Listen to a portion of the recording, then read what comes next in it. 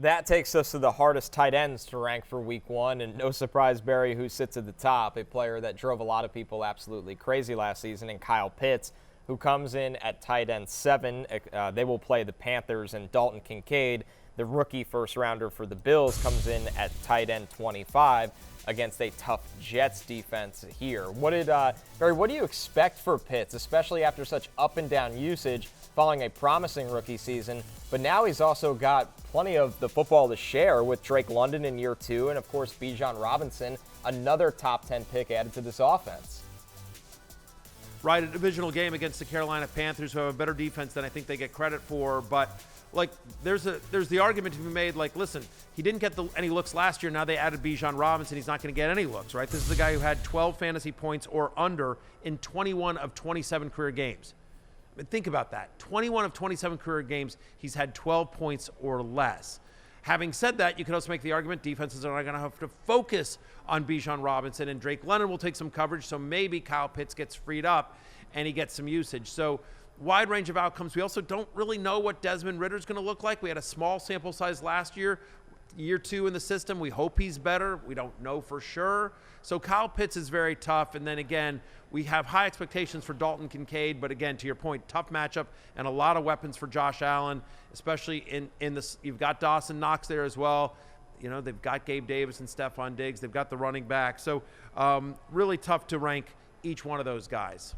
I think on Pitts, a big thing in betting is being able to just avoid recency bias and throw out overreactions that aren't based on enough that is solid. And I think Kyle Pitts, 2 years ago, he was drafted as a generational tight end prospect, number 4 in the draft. And then his rookie season, he delivered. He had 110 targets. He was over 1,000 receiving yards. Didn't get any. He got 1 touchdown, which is, I think, a bit fluky. And then last year was just the disaster. And so are there reasons why that's not real? And I think there is one reason it cannot be real. It's Marcus Mariota. He's not very good. I mean, do you think Pitts got worse last year, Connor?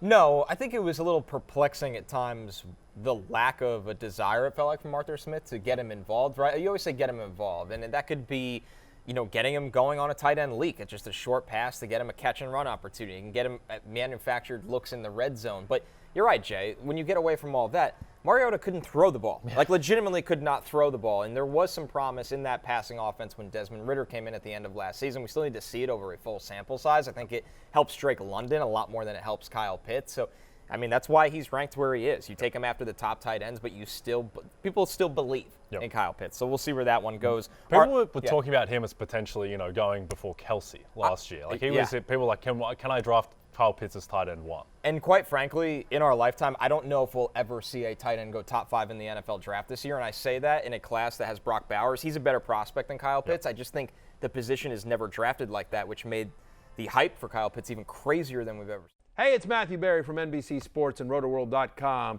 Just want to thank you so much for watching what you just watched, or at least being too lazy to click out of it after the autoplay just kept it going. So either way, thank you so much for just letting it scroll by your screen. And now I'd like to ask you respectfully,